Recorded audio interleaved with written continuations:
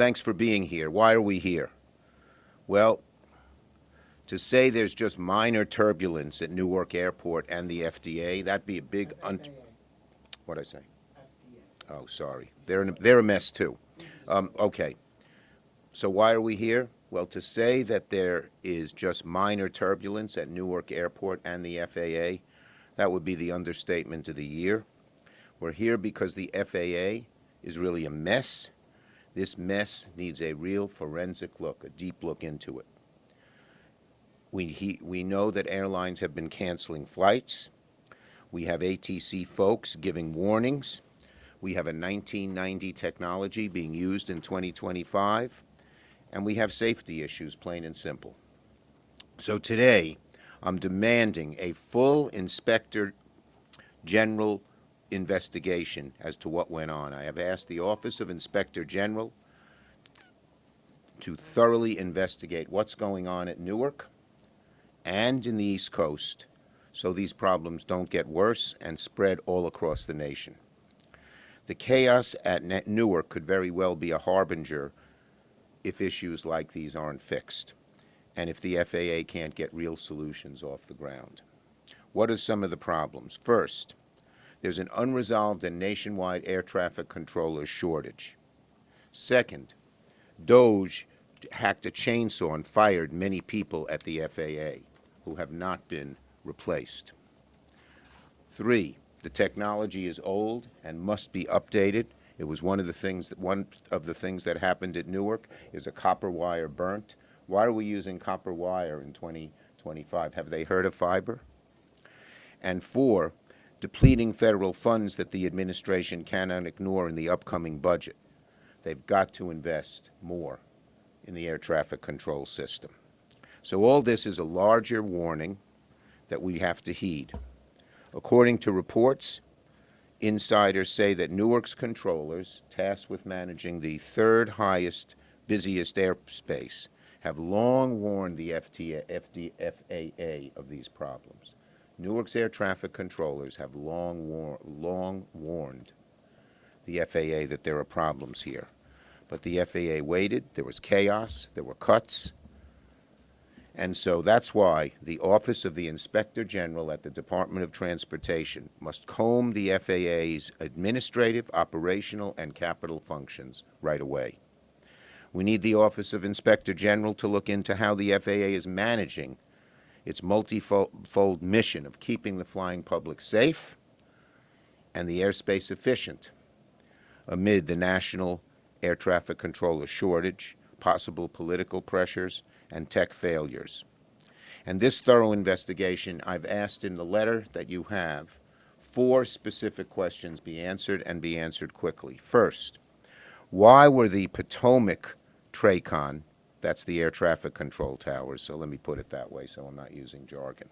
Why were the Potomac air traffic control towers covering D.C., the Philadelphia air traffic control towers covering Newark, and the Newark air traffic control towers excluded from the FAA's May 1st, 2025 list of 13 hard-to-staff facilities? Because they knew that there were shortages, they offered a $10,000 bonus to 13 different air traffic control towers, but not to Washington, Philadelphia, or New York. Why? Since we're the ones with the greatest need. It makes no sense.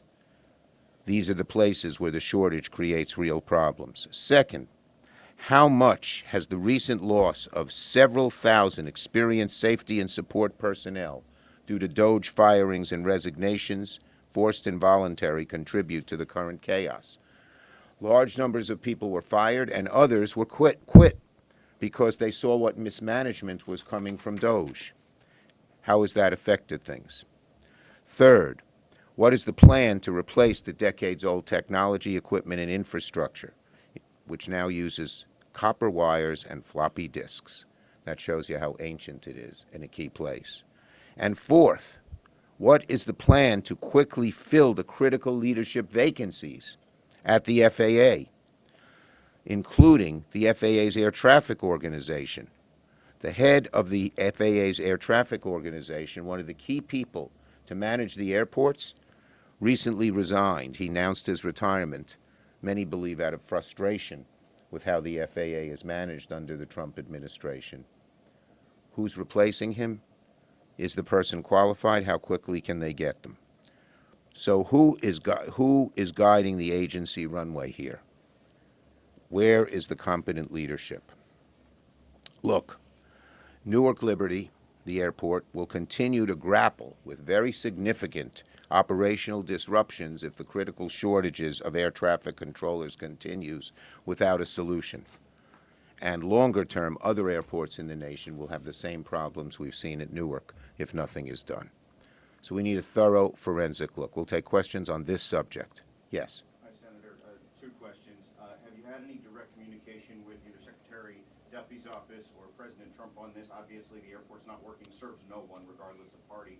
And why ask for an Inspector General's report when you know the Trump administration has fired a number of staff in the various offices? Look, the Inspector General is supposed to be an independent agency. That's their job, to look into this. They're familiar with what goes on there. The Inspector General is the appropriate place to have an investigation. And my office has been in touch with the FAA on numerous occasions about these problems. And what have they said, if you could shed some light on that? They're not saying much. That's the problem. Yes. Two questions for you, Senator. One, the CEO of United Airlines had said that about 20% of Newark's controllers walked off the job over the last week or two. Wondering if you know why they did that and whether they're back, what the status of that is. And the second question I have for you is, as you know, last year the FAA moved a group of air traffic controllers from Long Island to Philadelphia. We reported last fall that that move within the first 2 weeks caused about 800 flight delays in Newark. Should that have been a red flag for what might happen? Yes.